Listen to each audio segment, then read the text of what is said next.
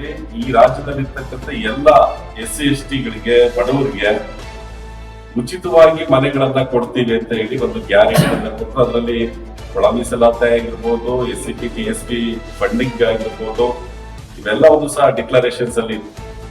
ಆದ್ರೆ ಅದನ್ನು ಸಹ ಇದುವರೆಗಾಗಿ ನಮ್ಗೆ ಈಡೇರಿಸಿಲ್ಲ.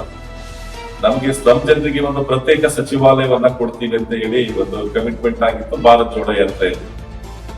ಅಂದ್ರೆ ಬೇರೆ ಬೇರೆ ಈಗ ತೆಲಂಗಾಣದಲ್ಲಿದೆ, ದೆಹಲಿಯಲ್ಲಿದೆ, ಮತ್ತೆ ಮಹಾರಾಷ್ಟ್ರದಲ್ಲಿ ನಾವು ನಗರ ಜನಸಂಖ್ಯೆಯಲ್ಲಿ 40ರಿಂದ 42% ಜನರು ಸ್ಲಮ್ ನಲ್ಲಿ ವಾಸ ಮಾಡ್ತಕ್ಕಂಥ ಬಡವರಿದ್ದೀವಿ, ನಗರ ವಂಚಿತ ಸಮುದಾಯಗಳಿದ್ದೀವಿ. ಇಂಥ ನಗರ ವಂಚಿತ ಸಮುದಾಯಗಳಿಗೆ ಒಬ್ಬ ಪ್ರತ್ಯೇಕ ಸಚಿವರನ್ನ ಕೊಡಬೇಕು, ವಸತಿ ಸಚಿವಾಲಯದಿಂದ ನಮ್ಮನ್ನ ಪ್ರತ್ಯೇಕಗೊಳಿಸಬೇಕು ಅಂತಕ್ಕನ್ನ ಒಂದು ಒತ್ತಾಯವನ್ನ ಇಟ್ಟಿದ್ದು. ಅದಕ್ಕೆ ಸಕಾರಾತ್ಮಕವಾಗಿ ಒಪ್ಕೊಂಡು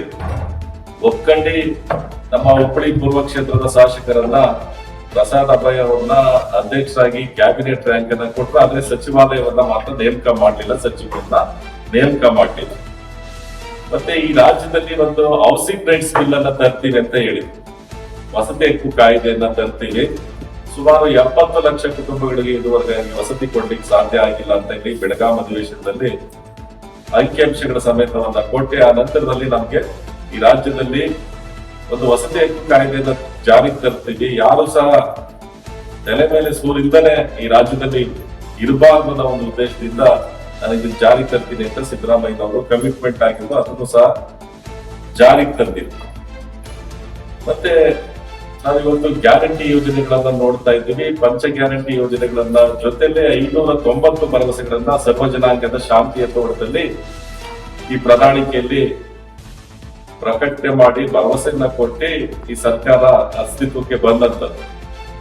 ಆದ್ರೆ ಈಗ ನಾಯಕತ್ವ ಬದಲಾವಣೆ ಆದ ನಂತರದಲ್ಲಿ ಈ ಪಂಚ ಗ್ಯಾರಂಟಿಗಳಿಗೆ ಒಂದು ಹೊಸದಾಗಿ ಅರ್ಜಿಯನ್ನ ಕರೆದು ಅದಕ್ಕೆ ಒಂದು ಸ್ಮಾರ್ಟ್ ಕಾರ್ಡ್ ಅನ್ನ ಬಿಡುಗಡೆ ಮಾಡ್ತೀವಂತ ಈಗಿನ ಮುಖ್ಯಮಂತ್ರಿಗಳಾಗಿರ್ತಕ್ಕಂಥ DK ಶಿವಕುಮಾರ್ ಅವರು ಹೇಳ್ತಾ ಇದ್ದಾರೆ. ಅವರ ಉದ್ದೇಶ ಒಳ್ಳೇದೇ ಇದೆ, ಅರ್ಹರಿಗೆ ತಲುಪಬೇಕು ಅಂತ ಹೇಳಿ. ಆದ್ರೆ ಅರ್ಹರಿಗೆ ತಲುಪಿಸ್ತಕ್ಕಂಥ ನೆಪದಲ್ಲಿ ಕಂಪ್ಲೀಟ್ ಆಗಿ ಈ ಗ್ಯಾರಂಟಿ ಯೋಜನೆಗೆ ಬ್ರೇಕ್ ಆಗ್ತಕ್ಕಂಥ ಮುನ್ಸೂಚನೆಗಳು ನಮ್ಮ ಕಣ್ಮುಂದೆ ಕಾಣ್ತಾ ಇದೆ.